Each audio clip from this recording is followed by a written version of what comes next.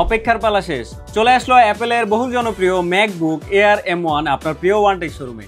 হাতে যে ম্যাকবুকটি দেখতে পাচ্ছেন এটা হচ্ছে ম্যাকবুক এয়ার M1।